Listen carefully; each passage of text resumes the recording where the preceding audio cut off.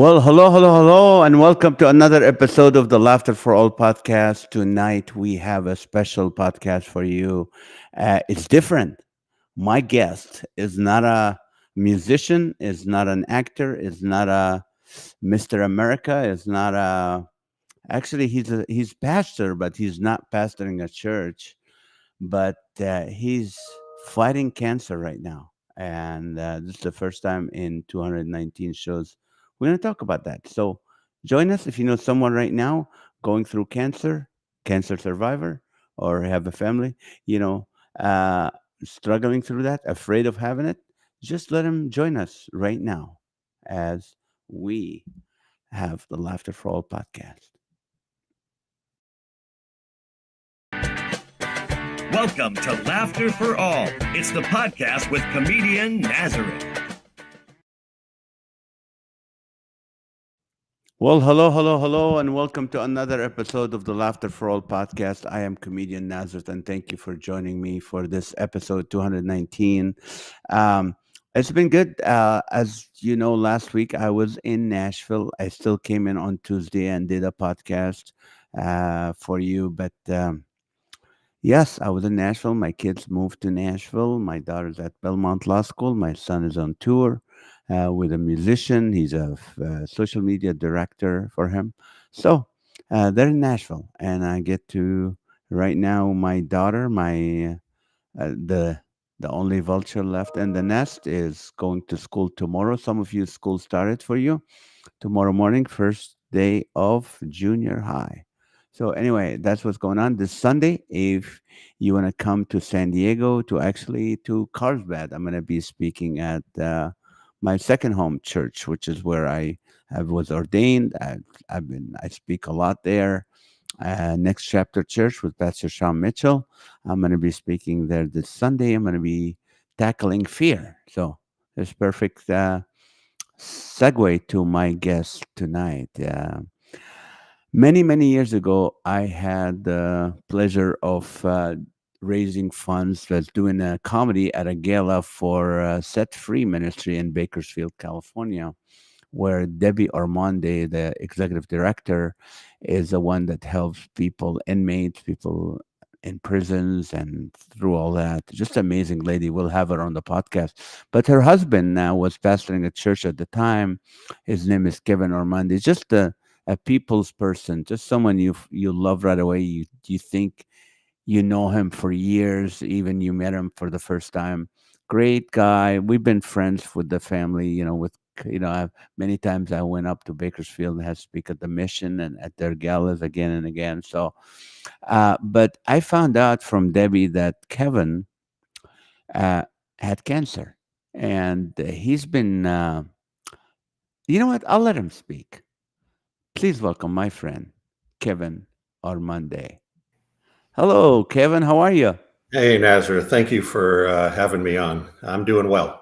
Oh, good. It's my pleasure. Now, you used to have a church. You used to pastor a church, Yes. and then what happened with that? Well, I did that for 7 years, and it was about an hour and a half away from our home here in Bakersfield. Mm, And, it just wasn't good for the family. It was difficult at that time. Our two youngest children were still in high school, junior high. And so, to drive an hour and a half up to church on Sunday mornings to sit there for an hour and a half and listening to their dad. And then, an hour and a half back home, it just was rough. And then, it got to the point where they really weren't coming very much because of the difficulty and with Debbie and her ministry, Be Finally Free. She, had things going on herself on the weekends and stuff. And so it just got to be too much. And there was, some other issues going on and stuff. And so in January of 2020, I stepped down from that position. that's good, because some people, some especially pastors, who feel like uh, when is it? They don't think there's a time to quit, and sometimes God says, "Okay, I had you here for this season, and this is not." You can feel it's not exactly what I want for you, and boom, move on. So you work for one of the biggest security companies, Allied Security. Yes, I've in November I celebrated my 30th anniversary with them. Wow. Um, Allied Universal Security. Yes, we are the world's largest security company. So I went from I was working with a local company here in Bakersfield, and Mm. then in 2015. Allied Universal bought that company I was working for, so they kept all my seniority and everything. So they've been a wonderful company to work for. So I've What do been you do? What's your job title? What kind of work do you, or you can't tell us, it's security, no, right? it's top secret. No, actually, I oversee Kern County operations, so I guess you could say I'm the boss.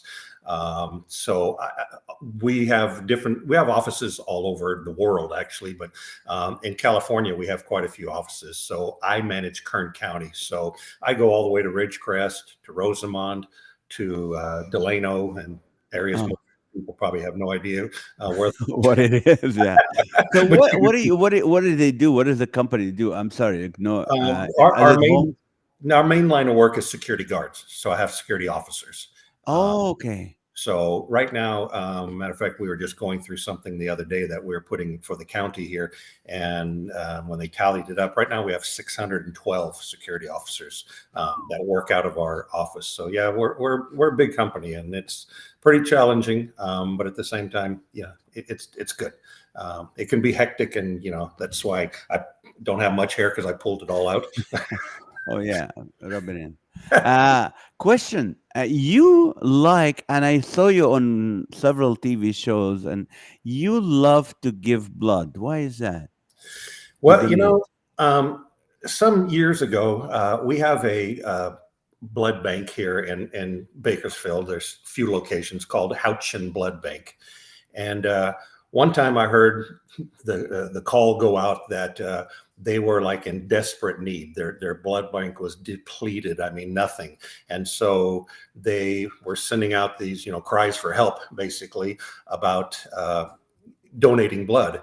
And I'm not a fan of needles, obviously. Me neither. But I've had different procedures where I've had to do IVs or something like that. So it wasn't really scary to me at first, but it was such a need. And then as I was thinking about it, as I started doing it, it came to me like, hey, I could really be saving someone's life with my You- blood that I'm donating. Somebody right. who's in dire need and might not live if they didn't have it, like that. And so then I put it on my calendar every 56 days, you can give whole blood. And so then, Is that the norm? Like in 56 days, your body will replete or restore all the blood you gave. yeah, to be honest, I'm not sure. I just know that the minimum is 56 days. So I would assume, yes, it takes that long to replenish and then, rebuild up to, whatever is in your blood that's necessary to rebuild. So then I started a few years ago of every 56 days, I would go and give blood. And actually, it's very painless, to be quite honest. Everyone that I've had who's come, the people that work there, the technicians, I mean, they're all very, very good. I'd put my arm there and I wouldn't even, hardly ever feel them sticking it in. Really, you don't feel the needle. No, it's a small needle, and these people are very, very good. And I always joke with them, of course, and say, am I your first patient, or are you pretty good at this, or something like that. And I've never had one that had to do it a couple of times, or really even hurt. It doesn't. So it's really, I'll go as far as to say it's really kind of a painless thing. And to think again, that you could be saving a life.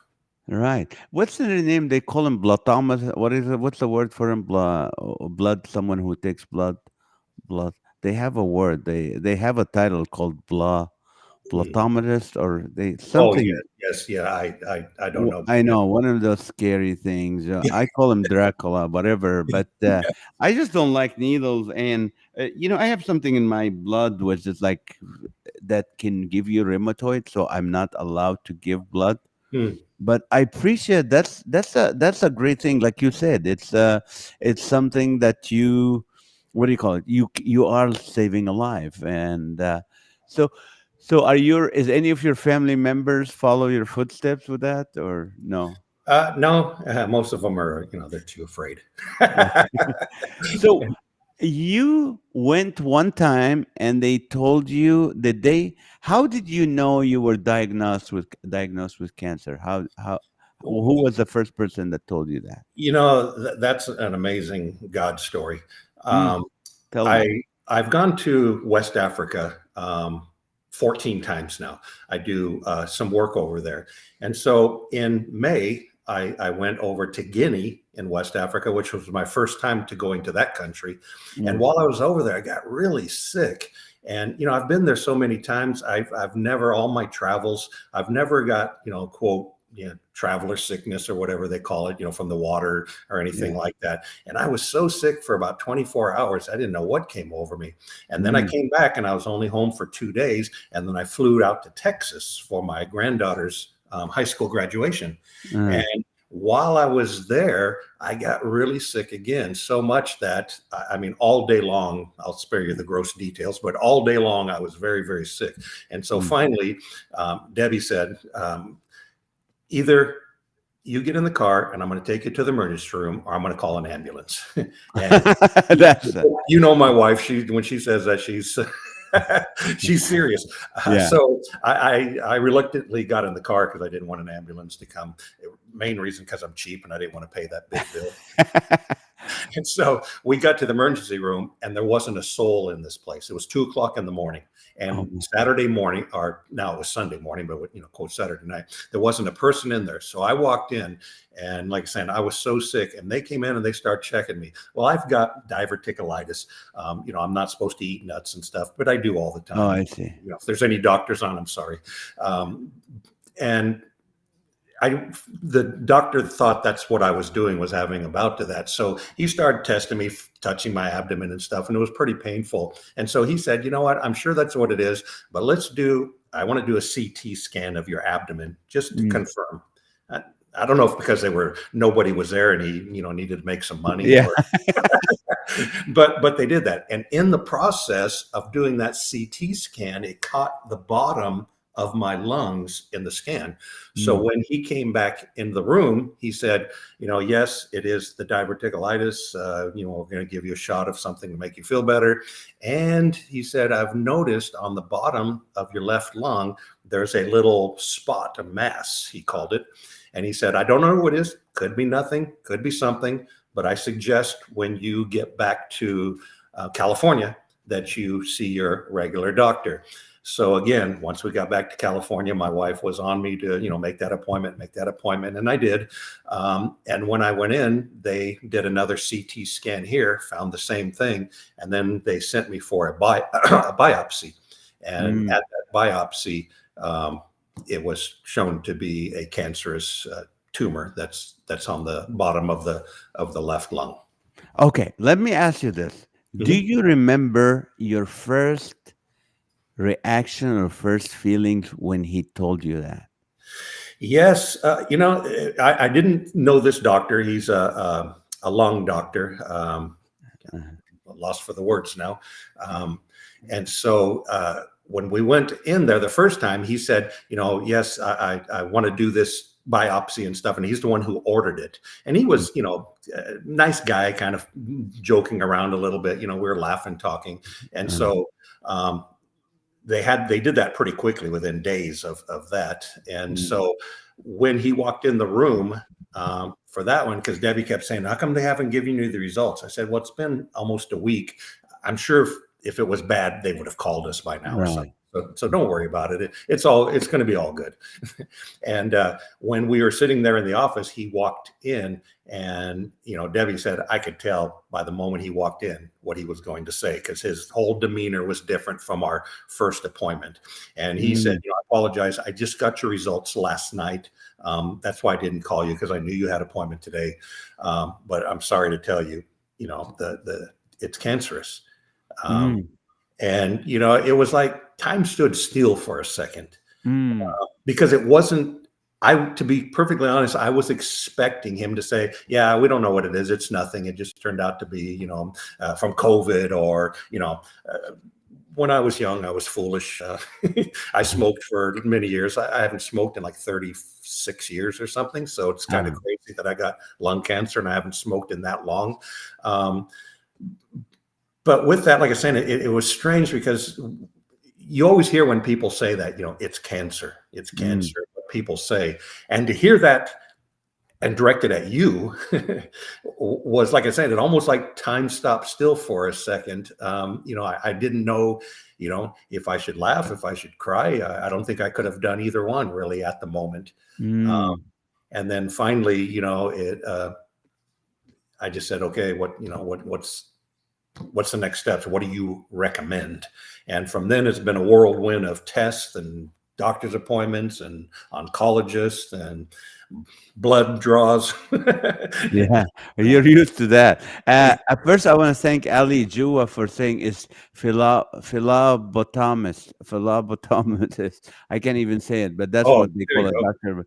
But let me ask you this: when you first heard that, when you couldn't laugh and you couldn't cry, was like, "I'm gonna die." Was that thought even came to your mind? No, not right at the moment. It didn't. It wasn't really later. Actually, it was when that was on a Thursday that we met with a doctor and he gave me the diagnosis. And then I already had my appointment scheduled to give blood on that following Tuesday. That would have been my 56th day. So that was already on the schedule. Mm, So when I went to my appointment, like I said, it's, I feel fine. I'm not sick. I'm not, right. I don't have any great symptoms or anything like that. So it really was like, okay, yeah, I got cancer, but I'm fine. Really, it doesn't, nothing's happening. I'm okay. Yeah. And then when I went to the blood bank to give blood, just like I said, on the Tuesday, so 3 or 4 days later, of course they ask you questions. Have you done this, that, and the other and stuff? And then it says, have you been diagnosed with cancer? And I thought, wow, I got to answer yes to that. And it's still so Mm, new to me, And so yeah. I did. I checked, the box yes. And then when they came in and they go through all the things, when they got to that question, he said, "Oh, you were diagnosed with cancer?" I said, "Yeah." And he said, "When?" I said, "Just last Thursday, a few days ago." And then he just paused, and it was a young man. And I said, "Is something wrong?" And he said, "You're not going to be able to give blood." And I Mm, said, I kind of had a feeling when I answered that question that might be an issue. Um, and he said, I'm really sorry. He was lost for words because here, this young, probably 20-some-year kid, I call him kid, yeah. is telling this guy who's on this mission. And actually, that date right there would have been, they give you a license plate frame for Mm, gallons of blood, and that would have been my 2-gallon oh. thing. And so I was really looking forward to it. When I checked in, the lady said, "Oh, it's your 2-gallon one." And so I thought, oh, that's great. But after he told me that and I walked out, I just sat in my car and I just started crying, Mm, because the reality set in that even though I feel fine, I'm sick. I really am sick. I got this disease. And so that was really kind of the first time that it really set in that, something's wrong here, now, let me ask you this. When you were at the doctor, you and Debbie, how was your wife's reaction to the doctor? stunned. Because I told her, don't worry about it. Again, he would have called us by now if it would have been a positive test or, something like that. So, don't worry about it. And, my wife trusted my words. And so when, I'm sure in the back of her mind, there was always a possibility that could be the case, Yeah. with it. But again, to hear that, yeah, I think it was kind of shock for her as well. And I think it took a few days for her as well to kind of set in that, uh, is my husband going to die? Is this it? Is this going to take over and kill him? And so, yeah, it really puts your mortality in place. Exactly. Now, were you the one who told your kids, or was it your wife who told the kids? I did. You Uh, did? yeah, we called them. I have one that's at home right now. He's just graduated the fire Academy, Kern County Fire Academy. So he's a Wow. fireman now. And so he was here. So I told him in person, but the other ones, yeah, I called on the phone and told them, hey, I got this diagnosis. They knew I was getting these tests, especially my daughter that lives in Texas that we went back to see Yeah, you were sick for the when you went. graduation. She was aware that, what happened there in Texas with them telling me that. So she knew I was getting these tests. And of course, I'm sure they were hoping that I was going to call and say, hey, all is good. Yeah. And even though still through it, strangely enough, all is still good. Now, so the miracle was that you got sick in Texas and sick Mhm. in Ghana. Otherwise, it was just there. You still don't feel anything different, but Yeah, it could have got to stage 3 or 4 and correct. would have been then very difficult. So the miracle is the early detection that they found. Yeah, and the whole thing when we look back on it, how God has just orchestrated this is I have had these bouts with diverticulitis here in Bakersfield, and I've had to go to the emergency room because anybody who has that when you get a bout of it, it's painful. I mean, you're doubled over and you are in extreme pain. And And that's from eating peanuts? yeah, it's something in the intestines and stuff, and peanuts and stuff. Nuts really irritate it, I guess, is what it is. So they tell you. I mean, they even tell you shouldn't eat strawberries because they got those little things on the the strawberries. But Yeah. I eat everything, and like I say, in every year and a half, all of a sudden I'll get this bout. But yeah, with that. When I've gone to emergency room here in Bakersfield, and I'm not putting down my ERs or anything here in Bakersfield, but they go in and usually say, oh yeah, they touch your abdomen, say, yeah, it's your diverticulitis. They give you a shot of some good stuff, makes you feel better for a while. And then I go home and you're fine. This doctor in Texas, and again, I believe, God just orchestrated it. No one was there. So that doctor had all the time in the world to spend with us as we were in there. And so he ordered all these tests and all this stuff. And I think had I been here, I'm not sure that would have happened. And you're right. We would never know this. And eventually, this cancer would have grown and take over. And Yeah. I would have found out about it when it was too late. And so they believe it's in the very early stages. So with that, on August 29th, I'm going down to Los Angeles to have the bottom part of my left lung removed. And so they believe that that's all that should be necessary. They won't know for sure until they take that part out and test it. And as well, they're going to take out the lymph nodes on the sides and test those. But they're assuming that that's going to come back, negative, because I've had a PET scan and everything already now. And so they said with that, if those come back where, it's just on that one part of the lung that they're removing, then I won't need any other kind of treatments or anything. Good, good, good. And so, what was the what do you call it? What was the worst part of this whole thing that you've been through right now? What do you think? What was the worst thing? Um, well, one probably, watching my wife, because she did have, some times where, it was really hard for her because, we tend a lot of times to think the worst. Mm, Worst case scenarios kind of thing. And so of course, you're thinking, man, is my spouse going to live this out? Is this, what's this going to be like and stuff? And I think as we've got more and more of the news of where we're at in this process and what the doctors think and the oncologist even, I think there's a little more peace in that. But even at the same time, with that, right after I was diagnosed and I was spending some time alone with the Lord and for reasons unknown, yeah. drawn to the book of Job. And so I started reading the first parts because, we know the story how Job lost everything. But, after he lost everything, his wife told him in chapter 2 of Job, she said, why don't you just curse God and die? Yeah. All this bad stuff is happening to you. And in Job chapter 2, verse 10, Job says, you're talking like a crazy woman. Shall we not take good from God and not adversity? And some versions say, shall we not take good from God and not bad? I've been so blessed, Nazareth.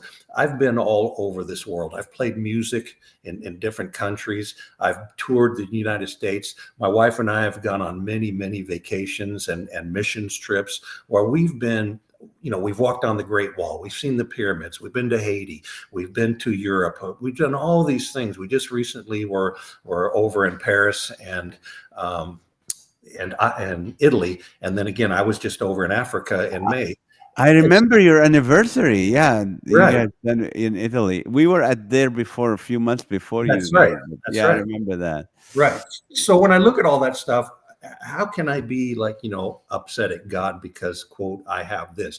God has blessed my life, and if I died tonight, I would die a full blessed man. But as my wife says, God's not done with me yet. Yeah. There's a reason why it was caught so early. There's a reason why all this happened, and we're going with that God's got great things in store. Now, how has your perspective changed about life once after that? Well, when you're young, 20s, 30s, even 40s, you feel you're invincible, right? Right. Death is a million miles away for you. And then when you start hitting your 50s, and now in my, past mid 60s, Mm, you realize that, you know, the better part of your life is behind you. Um, mhm. or I should say the longest part of your life is behind you, not really the better part. Not the better, Because, yeah. right. Because when you look at it, it's great now because after talking through all this and stuff, I've decided, Debbie and I, after talking through it, decided that in January, I will turn 66 years and 8 months, which is my retirement age for the year I was born. So I can collect full Social Security. So I'm going to retire in January.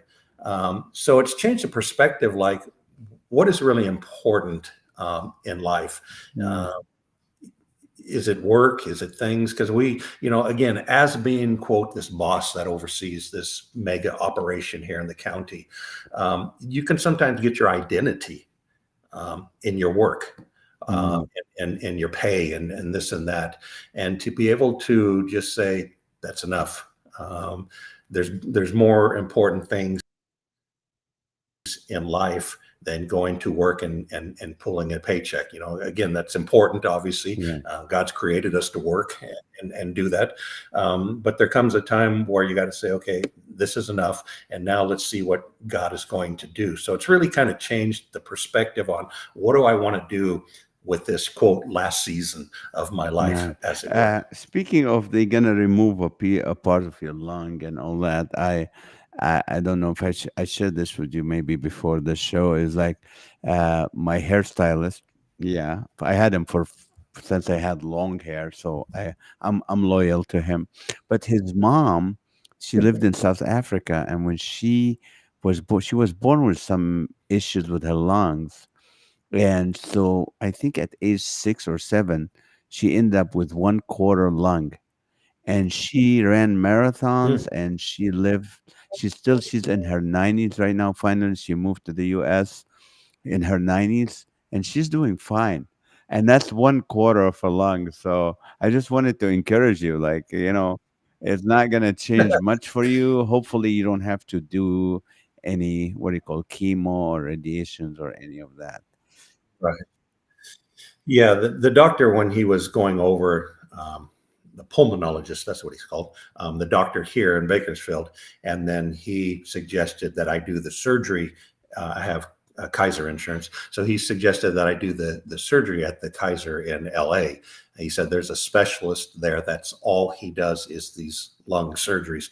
So of course, and I don't highly suggest it. A lot of times I start Googling everything, and you Yeah, read yeah, some you horror shouldn't do stories. that. You shouldn't just go, "Oh, I got lung Yeah. cancer. I gotta go look at everything about lung cancer." Yeah, and yeah, because there's so much misinformation. But what I did learn, what was interesting, is your right lung has 3 lobes in it, and your left lung Mm. only has 2. I'm not sure why God created it like that, but He did. I'm thinking maybe when He took one of Adam's ribs, maybe He took Look. the bottom lobe of That's why your wives are But always anyways, breathing over your neck, like stop doing that. that's Yeah. Oh, that's interesting. I didn't know that. yes. So they'll be taking basically half of my left lung. But the when we already met with the surgeon down in LA, he said that it's about a 3 month recovery for this. And but he did say, because I told him, I said, I like to ride my bicycle. I ride a bicycle 30, 40 miles at a time usually. And, I asked him, I said, well, will that affect that? Or, not usually running, because I tell people, if you see me running, start running too, because something bad is behind me. So, I said, is it going to affect that? And he said, well, no, not really. He said, once you fully heal from this, he said, you'll still be able to do that. You might have a little bit of limitations. He's like, but that's probably going to be more from your age than the surgery. So yeah, the prognosis is pretty positive But through all there's of this. someone on the chat, anonymous. He said iron plus artemisinin equals death of 98% of lung cancer cells in 72 hours with a question mark. I don't know that. But thank you, whoever you are. But let me ask you this: so are you healthier now than when you found out about? Are you eating healthier? Are you doing stuff different? Um, uh, a little bit. Just just actually maybe a month before I was diagnosed. Debbie signed us up for a gym, so we were going 3 mornings a week to this brutal workout. By this young girl that's like 5'2" and 100 pounds, and works you to death on the treadmill and the rowing machine, and these different calisthenics and stuff. And so we're doing that, and that was great. And then yeah, in the morning, instead of eating biscuits and gravy or something like that, I'm having a delicious shake, Delicious, protein yeah. shake. So yes, yeah, delicious is the key word. So yeah, it has changed some, not a whole lot. What I am trying to cut back is the sugar, because that is one of the things they said really kind of, I guess, magnifies cancer. At least that's what the oncologist told me, that I should really, limit my sugar intake, which is tough because people who know me call me the Cookie Monster. So, how are you? What advice you give people who are just found out they have cancer or they're afraid they got cancer? What advice? What helped you cope with this whole thing so far? Well, number one, Mm. just the Lord. Like I was saying, I'm pretty dedicated to spending time every morning with the Lord and quiet time. But it's been like a little on a different level, maybe, I Mm. guess I could say, because I am depending more on Him than I guess I needed to before, like this. Because, I'm not so much concerned for myself, which I am some, but for my family. I want to enjoy, quote, the golden years, with retirement, in the near future. I want to do things with my wife and with my kids and my grandkids. And so, that's something that's really changed. And so that perspective of with the Lord. And two is, I've got a good band of brothers in the Mm. men's group I'm in. That are praying for me, that are texting me, calling me. And matter of fact, I just got a text yesterday. They want to come over a few days before I leave to go to LA for the surgery to pray over me, all these brothers and stuff. So that, and the other thing is what not to do is Yeah. Google stuff. Because you find some really bad stuff. And then again, I know people are definitely want to be helpful. But I'm not on social media myself, but Debbie is, and all those. And so, she posted something about it, for people to pray for me and stuff. And a lot of, again, well-meaning people, are sending all these different, recipes and, do this, don't do that and stuff. And again, I know they're well-meaning, and maybe these things work, that they're going through. So I just tell people, just be careful, read everything, thank everybody that they are Right. kind enough to want to send you something to, that they feel may help you. So that's wonderful that people are doing that. But, run it through, again, I have an oncologist now that I've seen. And so I'm kind of, between the pulmonologist and the oncologist Mhm. and the surgeon. I'm just kind of going off, the advice of those three men who are Now, doing that. what you did after you heard from the blood bank that you cannot donate blood, tell us what became your mission after that. Well, I was, again, that I was devastated because that was the first thing that, quote, told me I was sick. Um, and I really wanted that 2-gallon club Yeah. license plate for it. And when I walked out of there, I thought, 5 years cancer free. I mean, even if I battle this for a year and everything, and then I finally, quote, got a clean bill of health, then it'd be 5 years, man. It's 6 years. Let's see, I'm 66, I'll be 70 When some you get the years lots old, of blade, right? what's that, yeah, yeah, what's that going to even look like? And so when I was out in the parking lot, when they told me that, and I called my wife, um, her one of their employees there would be finally free. Um, Took it upon himself, and it is really, really very nice of him. Took it upon himself to call Houchin Blood Bank and tell them my story, and wanted to know what they could do. So they set up a blood drive in, quote, my name. Um, on August 16th, they are doing that all day. And so with that, for this month, anybody who gives in this month, they are auctioning off, or giving away, I should say, a Blackstone griddle, and then a guitar signed by some girl, Taylor Swift, I think her name is. I Wow. never heard of her, but so that's part of it. So they did this, and when he first did it, I thought, that's not helping me get my 2-gallon Yeah. club sticker, and then afterwards, I thought, as I was talking it over with Debbie, I said, you know what, I've been looking at this the wrong way, because I can't give, and that saddens me. But with this blood drive that Charlie has organized, now a lot of people are going to give. So instead of just one, quote, one person giving that day, 20, 30, 50, 100 people might be donating that day, quote, in my name. And so therefore, instead of just one man's blood, maybe they're going to get 50 people's blood that day. And That is that's wonderful. wonderful. Maybe more. And just one, I want you to just take a moment right now, and we have a lot to ask you, but can you encourage people to give blood? Just give them just some wisdom right now.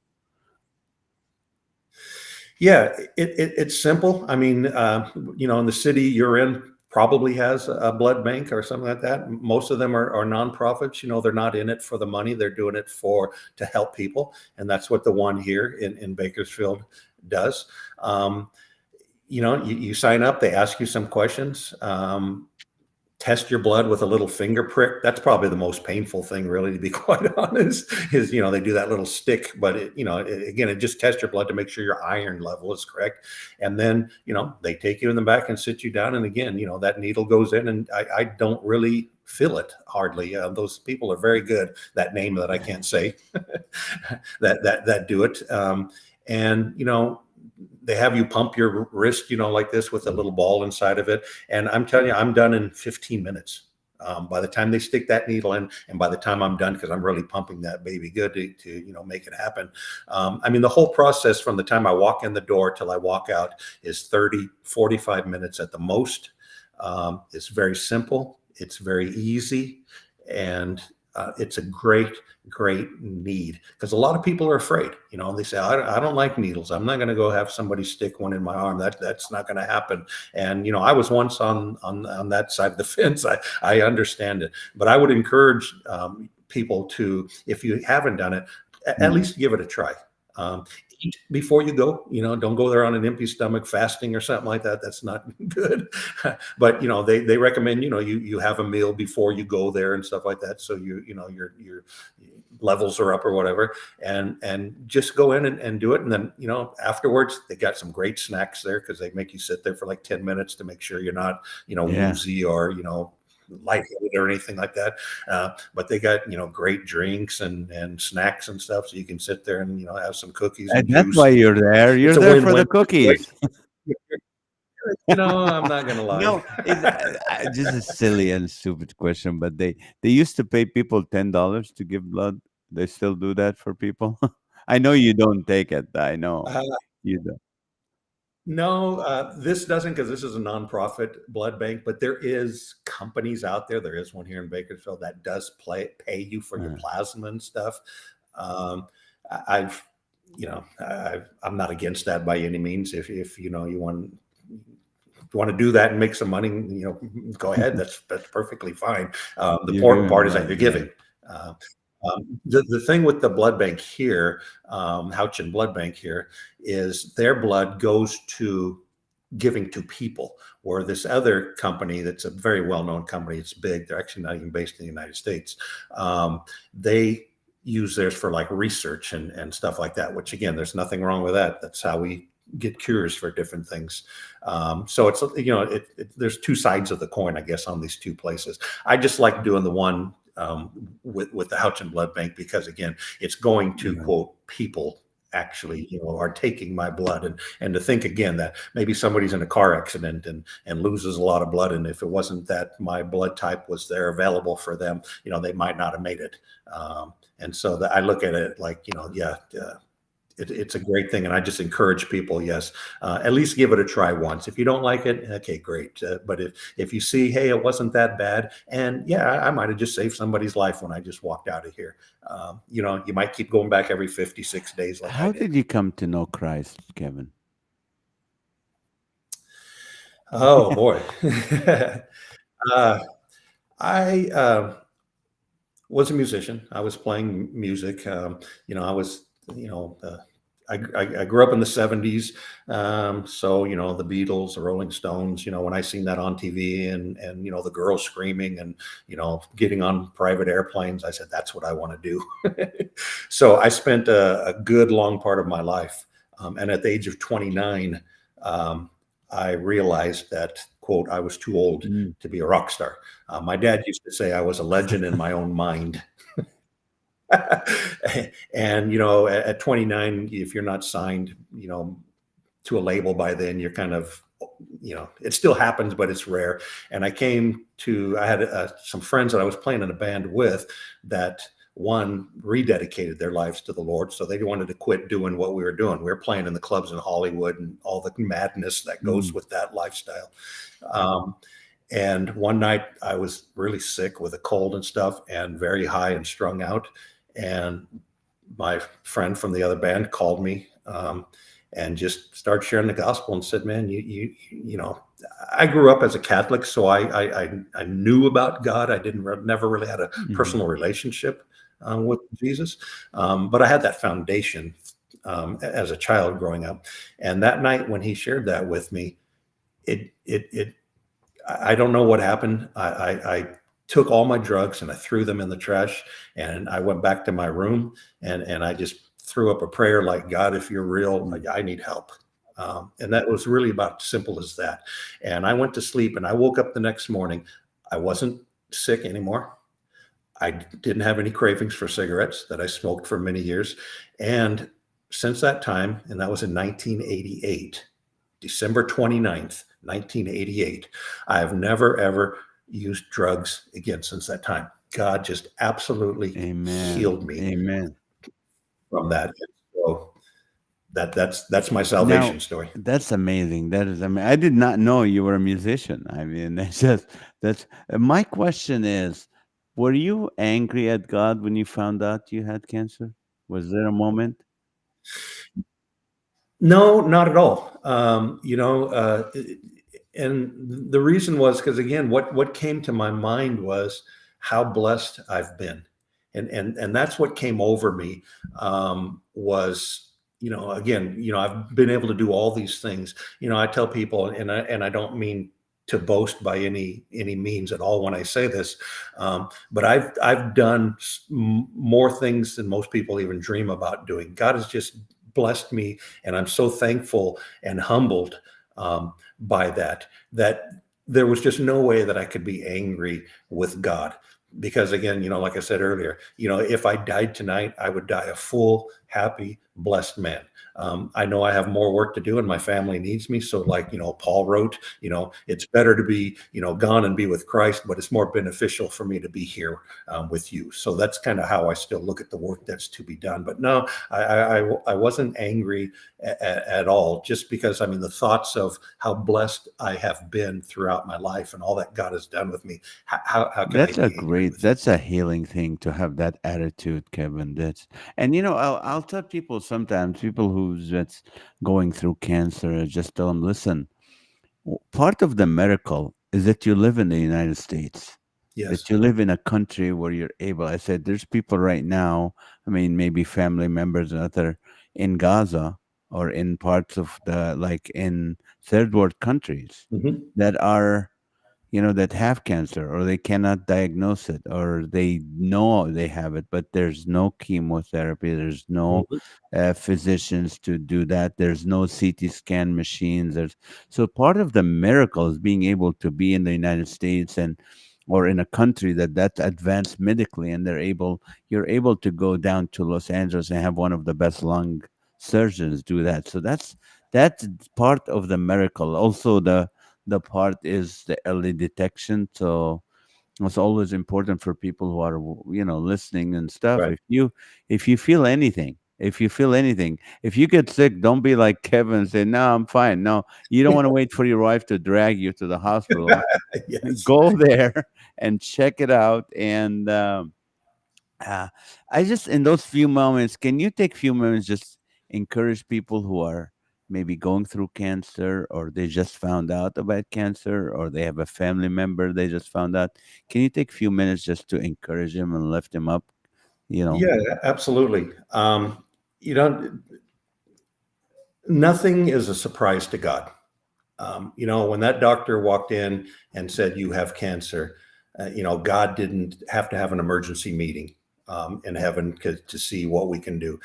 God's absolutely in control. He's sovereign. He knows what's going on with me. Um, that should give you comfort to know that our life is in God's hands, and He is a good father. He's perfect. So we really should have no fear. Now, of course, it's always scary when you hear those words. But like I said, I just encourage people to look up to the hills where your help comes from. My help comes from the Lord, the maker of heaven and earth. And that's what I look to. And that's how I stay encouraged, is because there's times, I think of when this surgery that's coming up, the doctor said, I'm going to be honest with you, it's a pretty painful surgery. mm, And, it's 3-month recovery. So it's not something simple. But I just keep going back to the Lord and saying, okay, Lord, you're in control. You know what's going on. I am here for a purpose and a reason.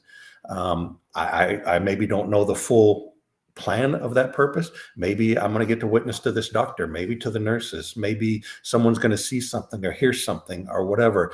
So I look at it and say, okay, God, you can use this to bring you glory. So help me to be that tool that you use to bring glory to the Lord through this cancer. So with that, again, we can take anything that God brings to us, the good, bad, and the ugly.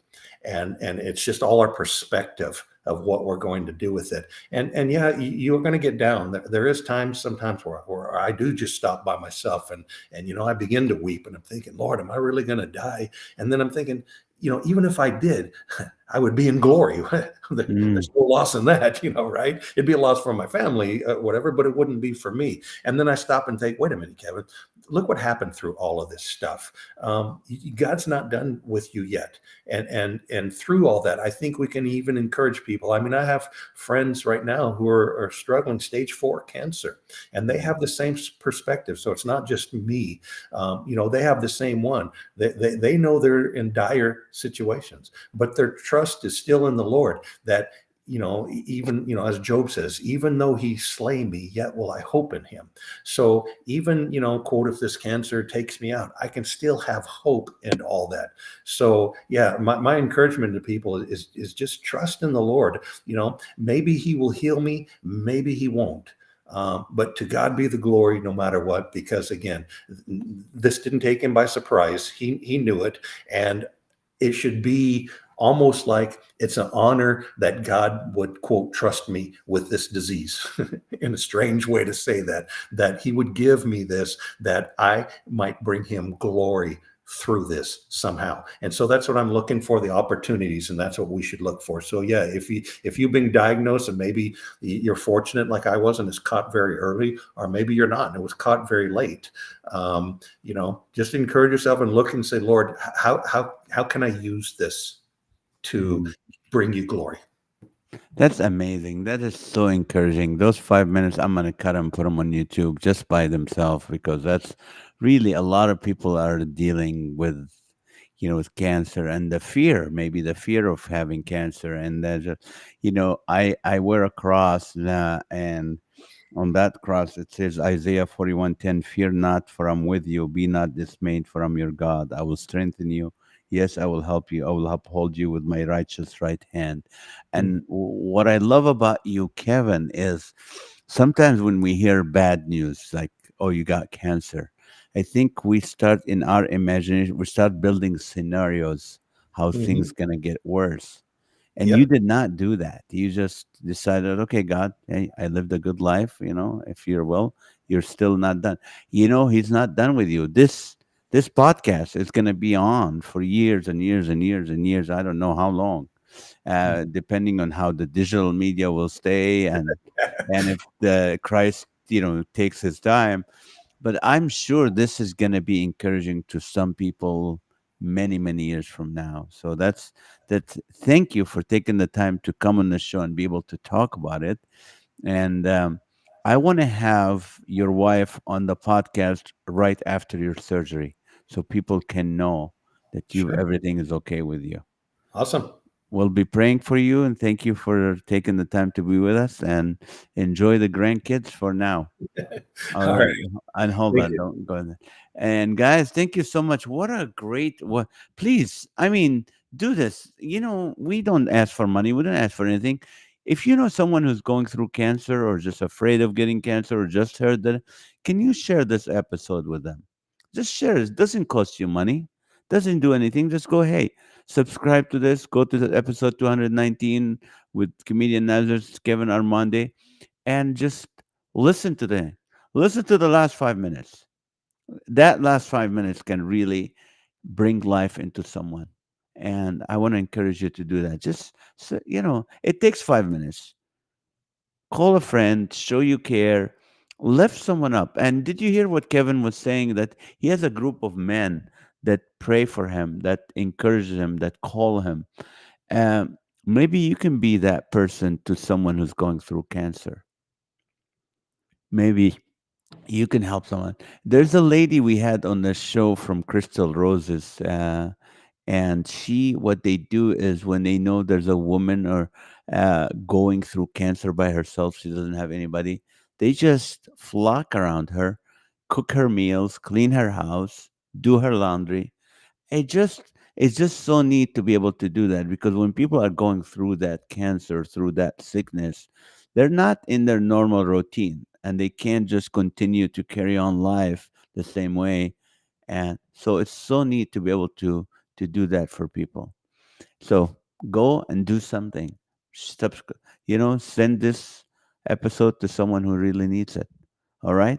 Thank you guys for watching. I look forward to have you guys next week. I have Nicole Crank, a very very popular women speaker at conferences, pastor's wife in Kansas City. So we'll have her on the podcast. So we'll see you next week. Please share this episode with someone. Love you guys and thank you for watching. And we'll see you next time. God bless you.